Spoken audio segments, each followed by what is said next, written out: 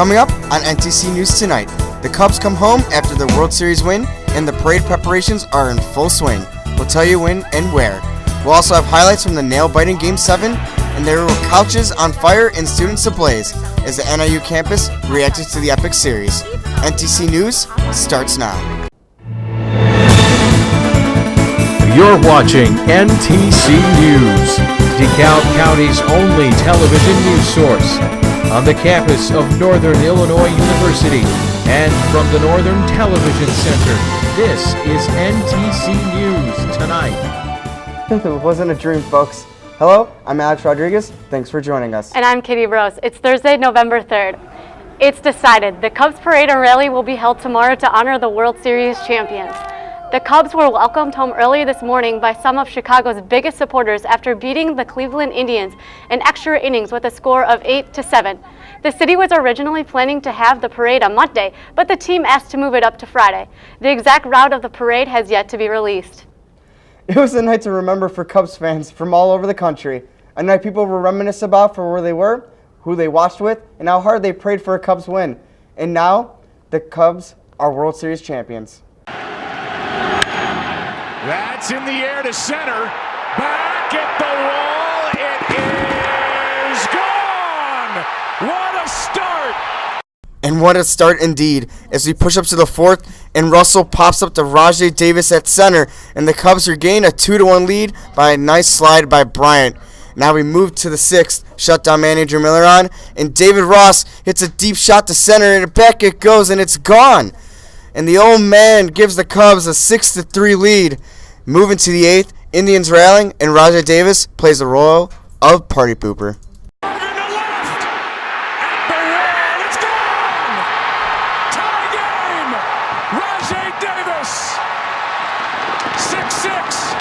And that gave Cleveland something to cheer for. And now we go to the top of the 10th. Zobrist up, smacks one on the left side. Third baseman can't get it. And Mora Jr. rounds third, and he's going to score easily. The Cubs are fired up, and it's 7-6. And now, after Walker Russell, Mickey Montero's up, and he smacks one through the gap. And now the Cubs are going to take an 8-6 lead in the top. But now the bottom half comes up as Chapman's all fired up. Rajai Davis comes in again, clutch for the Indians, giving heart attacks to Cubs fans. And now it's an 8-7 lead for the Cubs. But Mike Montgomery's about to come in, and the rest, I dare say, is history. Here's the 0-1. This is going to be a tough play. Bryant, the Cubs win the World Series. Bryant makes the play. It's over. And the Cubs have finally won it all. 8-7-10. The drought is finally over, and Joe Maddon and the Cubs can celebrate and finally move forward. I love tradition. I think tradition is worth time mentally, and tradition is worth being upheld. But curses and superstitions are not. So it's really great for our entire Cubdom to get beyond that moment and continue to move forward, because now, based on the young players we have in this organization, we have an opportunity to be good for a long time, and without any constraints, without any of the negative dialogue. And you know me. I mean, we've known each other for a while. So that's the best way. The burden's been lifted. It should have never been there in the first place, I don't think. But now we can move forward. At the end, Ben Zobrist was named World Series MVP. All three catchers for the Cubs had RBIs in the game. And we'll recap the rest in sports. So what was it actually like in Chicago and in Cleveland? Our Mike Mitchell was in Cleveland, and Eddie Garcia was in Chicago. And they join us now to tell us about the madness. You guys look exhausted. Oh, I am absolutely exhausted. I woke up about 4:30 yesterday morning. I decided, you know what? It's Game 7 of the World Series. There's 35,000 tickets. There's 50 million people going to be watching that game. I want to be at that game. So I went on StubHub, I bought a ticket, and off I went to Cleveland. So a 6-hour drive, right? On the way there, the way home, oh my gosh, with construction, about 8.5 hours back. Sorry, Professor, for missing my first class today. I didn't mean to. Hey, don't worry. I don't think they mind. But anyways, so with this game, what was the most, like, out of the Cubs fans there, what was the defining moment where Cubs fans were just going off, other than the win, obviously? I think the most defining moment was before the game. When you walk in that stadium already, gates opened at 5:30, about 6:05, 6:10, you looked out there and you already saw nothing but blue and red. It stabilized to the game that no matter what, the Indians fans were in for it because Cub fans were there and they're ready to see a W. Yeah, well, I know you have some footage here from Cleveland. You got some good, just take a listen at that footage. Go Cubs go! Hey Chicago, what do you say? Cubs are gonna win today. So tell us more about this footage. Like, you were right in front. There's Rahm Emanuel on that. Yeah, right away I get down there, the final out. I was with a couple buddies. We ran up there. We had our phones out ready to go. We got to see the team celebrate. Right after that, they had MLB security come in to try to let a couple public officials, Mr. John Kasich, Mr. Bruce Rauner, Mr. Rahm Emanuel. We get up there, though. They come across there with Bill Murray, John Cusack, people like Amy Schumer. Right there, as you saw, Rahm Emanuel comes up, gets all excited with the yeah. Right after that footage, he comes up. I give him a big hug. I was like, my mother may not have just loved I did that, but I'm like, I got to give the mayor a hug. We just won the World Series. That's awesome. And you said you had like Amy Schumer. She pulled you or something? Yeah, she was trying to. I was one of the people that kind of like everyone was trying to make their way up the middle, and I just happened to be the person. She must have thought I was the best person to get up the middle, because all of a sudden she's pulling me. But then it got to a point of there's 3 more rows, and I'm like, okay, I'm gonna do my little whoop whoop whoop, and she was no longer following me with her boyfriend. And the story of these goggles and that jersey, that's an actual jersey, and those are, I think, goggles that somebody was wearing last night? Yeah, one of the guys that I love to chant during the game, the bullpen catcher, Mr. Chad Noble, the end of the game after he went down there, celebrated a little, sprayed a little bubbly, came back out. I asked him, like, Chad, if I spent $180 to get this jersey customized, can I get your goggles from in the locker room? Sure enough, he walks over, flips me the goggles, and it was like I was at the celebration. That's insane. You were so close, too. How much did you have to pay for tickets? Must have cost an arm and a leg. I mean, the get-in rate was about $800 to $900 for standing room. I ended up paying $1,600 to sit bleachers. Wow. Oh, wow. Well, Eddie, you were in Chicago, and that must have been as crazy. The atmosphere in Wrigley was absolutely incredible. You had fans, old fans, young fans, all fans of all ages, really. Everybody anticipated this. Like, this is a big deal. I've waited my whole life for this. You know, I've been a Cubs fan my whole life, so everybody was in tears when it happened, and it was just absolutely incredible to be a part of. What was happening? What was crowd's reactions? I mean, people expect it to be like kind of like a riot, but I really didn't see that. I saw everyone just in tears. Pure happiness on everyone's faces, crying. Everybody was giving out hugs. Everybody was just high-fiving each other. It was just a great time to be in Wrigley. Great time to be a Cubs fan. I do want to talk about Rajai Davis' home run in the 8th. Okay, so that must have taken a lot of happiness, and now like, oh no, not again. Yeah, well, definitely. Like, the whole game we were up, right? So like, everybody was just happy, high-fiving the whole game, and then when that happened, you just seen like it was like a bubble popped. Everybody just became serious. It was devastating because, you know, that whole curse thing. So when that happened, it was like a bubble popper. But then we came back, everybody believed still, and we won. We got the W. Oh, man. Also, I want to ask, where was my invitation? Where was our invitation, actually? Yeah, for real. It was the last. I had to leave about 8 hours earlier, man. It was a tough ride down there. And can I bring this in? Can I just bring this in? You brought it for me, so yeah, I had to bring a W here. Definitely. So we're flying the W. Definitely. Well, thanks, you guys, for joining us here. NIU students are blazing with excitement. Nicole Ryan has more on that.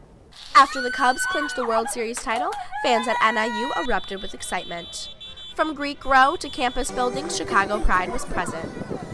To commemorate the big win, celebrators took to the streets and lit off fireworks while honking their horns in relief after a close Game 7.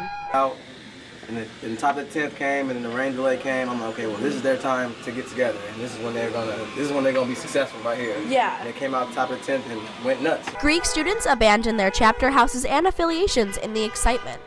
Even non-Greek students were present to join in on the festivities. Some students even made the trip to Wrigleyville so they could be on Clark and Addison when the World Series title returned to Chicago.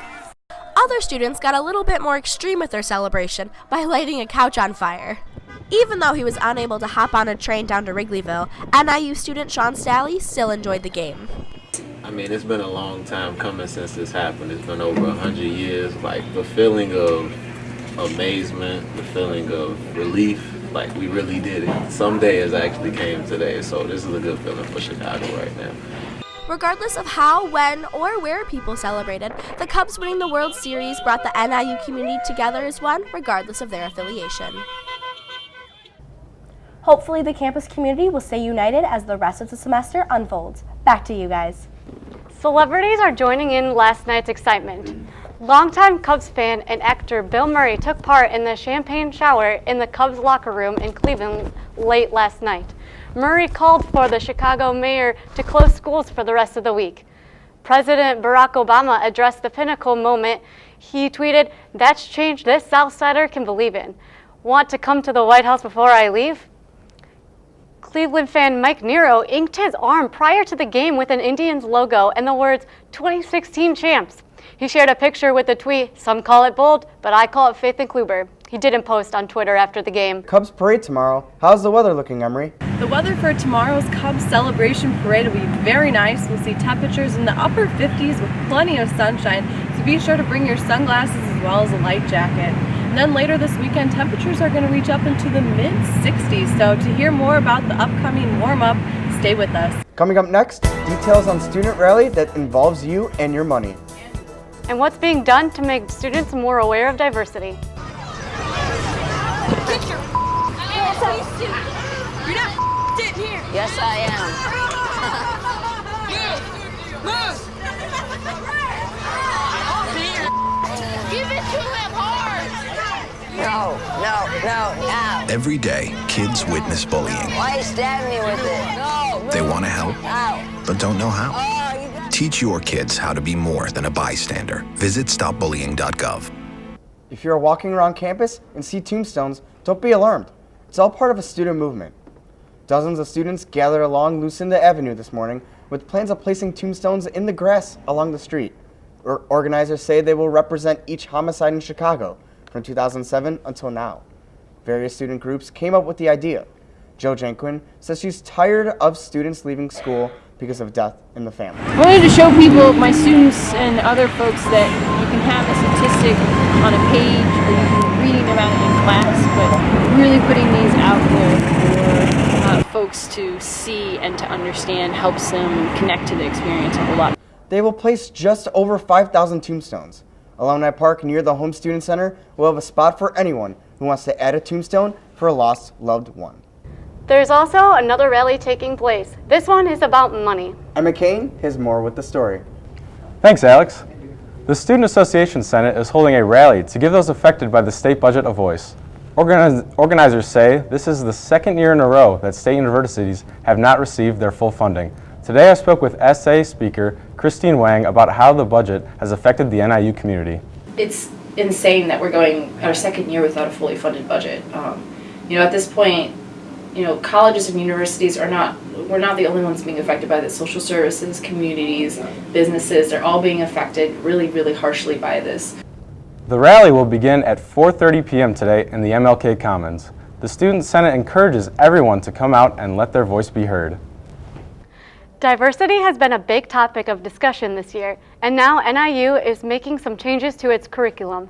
NTC's Jordan Dene has more. Magnitude of inequality that we were dealing with in 1974. All students admitted after fall 2017 will be required to take a course in human diversity. This is all a part of Dr. Edgehill Walden's 3-year plan to improve NIU's diversity, equality, and inclusion.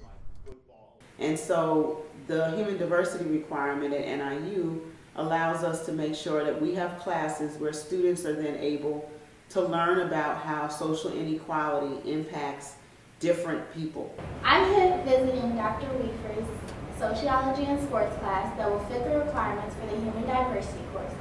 Adding these new requirements will help students get a better understanding for the world they'll be entering once they graduate. And it might even change their direction for their future goals. I think that it's important that when you first come to college, you need to learn to grow, you need to get an understanding of the background of the people and at least form some sort of tolerance because you're dealing with a lot of people that can be a culture shock coming to college. Compared to 50 for women. Students like Ashley understand why adding diversity to the curriculum is so important. That's why, on October 2nd, the Student Association Senate approved for this change. What I think that NIU stands to gain from this diversity bill are students who are at the very least tolerant and at the most who are fully understanding and accepting of cultural differences, ethnic differences. Each college has been required to submit classes that will meet the requirements for human diversity, so students will remain on track to graduate. With NTC News, I'm Jordan today. The Human Diversity Requirement Bill will be presented to the University Council later today. That's the final stage to changing the curriculum. With less than a week to Election Day, students only have until Monday to cast their ballots early. Early voting locations on campus are the Home Student Center and Barsima Hall. But keep in mind, you do need a local address to vote. Who are NIU's students voting for, and what are the latest poll numbers? That's what we'll find out in this week's Political Pit Stop. Here's Sada Kandor. Thank you. Here's what's going on this week in political news. FBI Director James Comey is facing harsh criticism after revealing that the FBI is examining newly discovered Clinton emails. They were allegedly found on the laptop of Anthony Weiner, former congressman and estranged husband of Huma Abedin, a top aide to Clinton. Clinton is responding to the news by assuring her supporters the FBI will find no wrongdoing. If they want to look at some more emails of one of my staffers, by all means, go ahead, look at them. And I know they will reach the same conclusion they reached when they looked at my emails last year, right? Critics say Comey violated a Justice Department policy of avoiding major announcements that may influence elections. Donald Trump says Comey has done the right thing by releasing this information. And it took guts for Director Comey to make the move that he made in light of the kind of opposition he had where they're trying to protect her from criminal prosecution. Sources say it is unlikely that FBI officials will finish reviewing the emails before Election Day. The Ku Klux Klan's official newspaper, The Crusader, has expressed support for Trump in its current issue. The Trump campaign swiftly denounced this, calling the publication, quote, repulsive. The article inside defends Trump's campaign slogan of Make America Great Again. Earlier today, we went around campus and asked NIU students about the election. Here's what they had to say. I am voting for Hillary just because she does have experience. I'm a little disappointed. Two options that I'm not really proud of having, but I think we'll do the best of what we have. I feel like you can really feel the tension between the two parties. I feel like we always focus on the Democratic and Republican parties, and we don't focus on the Green and Libertarian. Both parties aren't exactly what either party would want, and yes, there is a third-party system, but with the way that our government currently is, we are stuck with a two-party system, and it's not exactly how I would like it to be. I'm a black male, and I didn't even vote for Barack Obama. I didn't go out and vote last year, but I'm almost positive I want to go out and vote this year. With less than a week before Election Day, polls are showing Clinton still holding a lead. The latest CNN ORC poll shows Clinton has a 5-point lead over Trump, with 49% of the vote. Third-party candidates Gary Johnson and Jill Stein hold 3% and 2% of the vote, respectively. Thanks for taking a stop with us this week. See you next time. I'm Sata Kendor. Keep in mind, NTC News Tonight will be having a special post-election show on Wednesday, November 9th. We'll have a full wrap-up of all the Election Day results, so please tune in. Students who are searching for extra funds to pay for their education may be in luck. School officials say the Scholarship and Financial Aid Office are working to make the scholarship application easier. They eliminated paper-based applications and instead created a new system called Academic Works, which will give students a personalized experience based on his or her qualifications. NIU has been named the 45th safest campus in America. CollegeChoice.net says NIU was chosen because it offers self-defense classes, late-night transportation, and police who are medically trained. Thomas Edison State University in Trenton, New Jersey was deemed the safest. Officials are investigating a Sycamore house fire that killed one man. 47-year-old Jeffrey Connery was the only person in the house at the time. Reports say the home did have working smoke alarms. Investigators say The fire caused $50,000 in damage. A new 911 system will be introduced in DeKalb County on November 15th. This comes after corrupted software caused a 911 outage earlier this year. Frontier Communications run the 911 system in DeKalb, and they have replaced the affected software. DeKalb County is the first in the state to have the new technology. The DeKalb County Health Department is launching a campaign emphasizing the importance of flu vaccinations. Officials named it Get 4 for Flu. The department is providing flu vaccinations that attack 4 flu strands. This year's vaccination targets an additional B strain.